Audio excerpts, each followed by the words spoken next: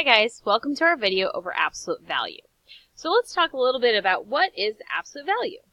Now absolute value is just the distance a number is away from zero. So if you were to look at a number line, I would then be able to pick any number you want, any integer, positive, negative, and I would say, okay, how many steps does it take for me to get from 0 to that number?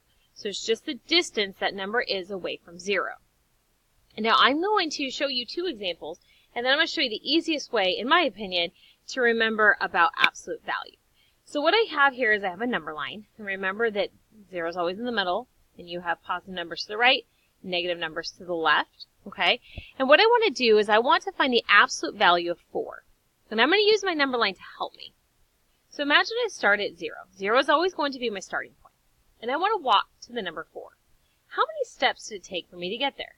1, 2, 3, 4.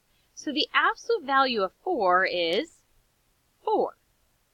Again, distance, how many steps did it take for me to get from 0 to 4? Now let's try that again with negative 4. So again, my starting point is always 0. So now how many steps did it take for me to get to negative 4? 1, 2, 3, 4. So the absolute value of 4 is, the absolute value of negative 4 is also going to be 4. Now the way I always remember absolute value, I always think of imagining putting a Fitbit on. So if I were to start at 0, and I were to look down at my Fitbit, it says I've taken 0 steps for the day. If I were to walk to the number 4, my Fitbit would tell me I took 4 steps. Okay? Now the same thing would work if I were to do the absolute value of negative 4. So let's say I'm starting at 0. My Fitbit said I've taken 0 steps for today. I'm going to take 1, 2, 3, 4 steps to get to negative 4. So my Fitbit's going to tell me 4 steps. My Fitbit does not understand if I'm going to the negative side or the positive side of a number line. It just recognizes that I'm taking a step. So when you look at the distance, whether you're on the positive side or the negative side, you always had to physically walk there. So it requires energy, requires effort. Therefore, as we look at absolute value, the number is always going to come out to be positive. Okay? So let's do a couple examples together. All right, example number 1, the absolute value of 7. So if I were to look at a number line, and I started at 0, my Fitbit reads 0, and I walked to 7, how many steps would it have said I've taken? In this case, it would have taken me 7 steps to get to that number. Okay, the absolute value of negative 27. So as I look at it, if I start at 0, my Fitbit reads, I've taken 0 steps for today, and I were to walk to negative 27, and I were to look down at my Fitbit, it's going to tell me that I have walked a total of 27 steps. Because again, my Fitbit's not going to be able to tell that I walked to the negative side. It just knows that it took me 27 steps to get there.